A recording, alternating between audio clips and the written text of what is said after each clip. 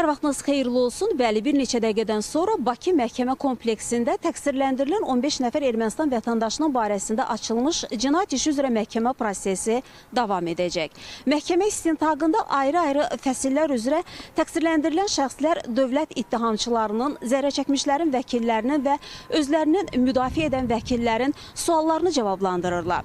İfadələrdə bir daha Ermənistan Azərbaycana qarşı apardığı təcavüzkar müharibə və bu müharibə nəticəsində Azərbaycana və xalqımıza qarşı törədilmiş çoxsaylı cinayət əməlləri sübutlarla, faktlarla, ifadələrlə bir daha təsdiqini tapır. Qeyd edək ki, təqsirləndirilən şəxslər Azərbaycan Respublikası Cinayət Məcəlləsinin çoxsaylı maddələri, o cümlədən sülh və insanlıq əleyhinə cinayətlər, müharibə cinayətləri, deportasiya, soyqırımı, kütləvi qətillər və digər maddələrlə təqsirli bilinirlər.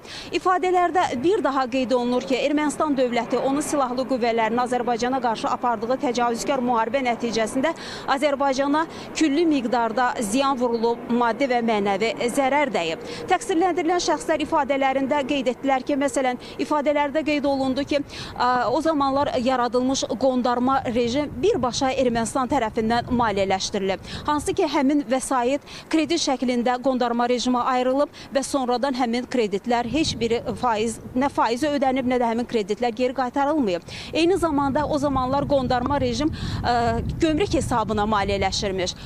Başqa sözlə desək, Azərbaycanın təbii sərvətlərinin talanması hesabına maliyyələşirmiş.